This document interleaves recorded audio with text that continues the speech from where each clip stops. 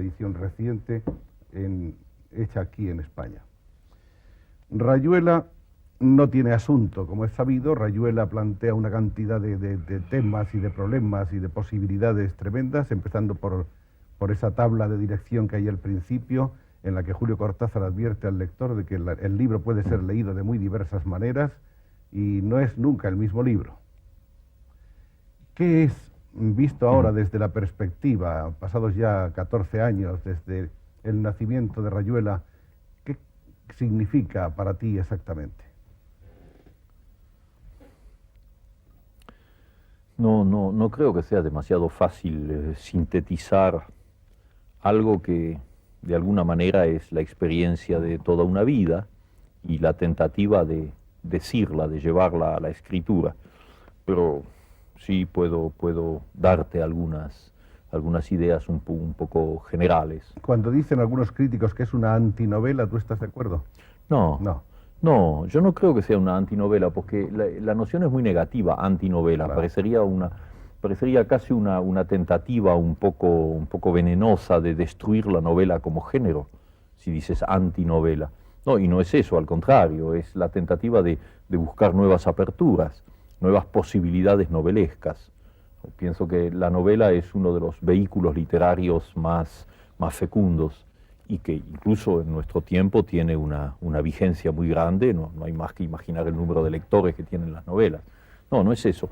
Pero cuando alguien dijo también que era una contranovela, en vez de anti, eso ya está un poco más cerca de la verdad, porque fue una tentativa para tratar de eliminar, de ver de otra manera el contacto entre una novela y su lector.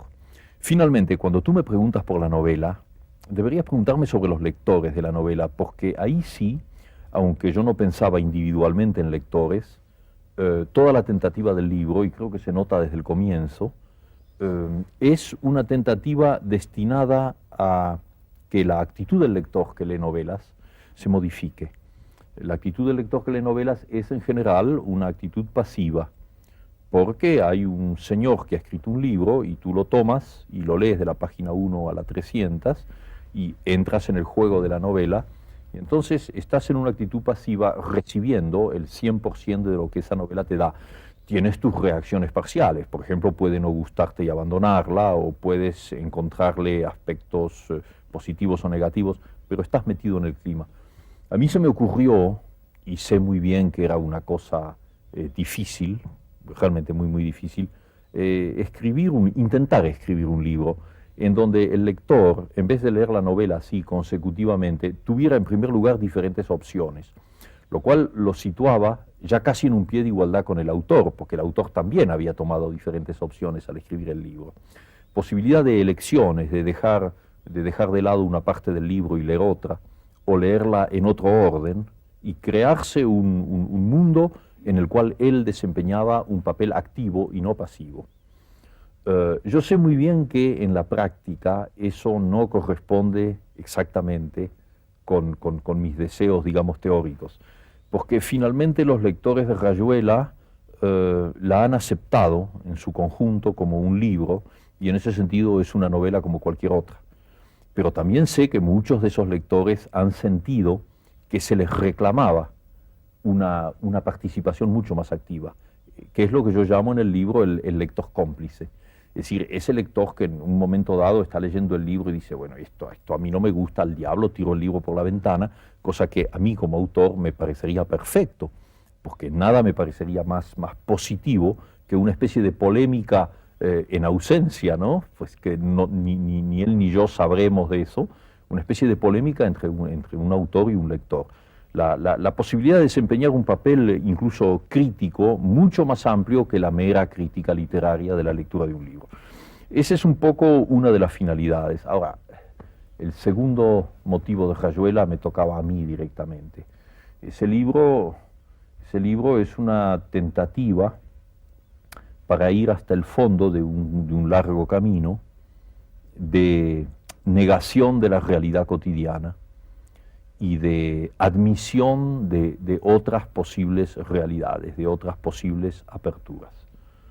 Y tú ves que ese libro en ese sentido se desarrolla a lo largo de episodios incongruentes, absurdos, a veces incluso incoherentes, donde las situaciones más dramáticas son tratadas con sentido del humor y viceversa, donde hay episodios inaceptables desde un criterio realista cotidiano. Bueno, y para mi gran sorpresa y mi gran maravilla, yo pensé, cuando terminé Rayuela, que había escrito un libro de un hombre de mi edad, para lectores de mi edad. Y la gran maravilla fue que ese libro, cuando se publicó en la Argentina y se conoció en toda América Latina, encontró sus lectores en los jóvenes, en quienes yo no había pensado directamente jamás al escribir ese libro. Los verdaderos lectores de Rayuela han sido los jóvenes, las primeras reacciones, las primeras cartas. O cartas de adhesión o cartas de insultos. Las dos eran igualmente positivas dentro de la óptica, dentro de lo que yo quería con ese libro, venían de jóvenes. Y ese fenómeno se ha seguido manteniendo a lo largo de los años y, por ejemplo, ya para darte una situación más concreta, hace 2 años estuve en México y en Caracas y dialogué con los estudiantes de las universidades y cuando llegó el momento de las preguntas, los jóvenes centraron prácticamente todo en Rayuela y luego, por motivos más contemporáneos, en el libro de Manuel, pero eso ya era otro plano. Entonces, la gran maravilla para un escritor es haber escrito un libro pensando que hacía una cosa que correspondía a su edad, a su tiempo, a su clima, y de golpe descubrir que en realidad planteó problemas que son los problemas de la generación siguiente. Me parece una recompensa maravillosa. Y sigue siendo para mí la justificación del libro.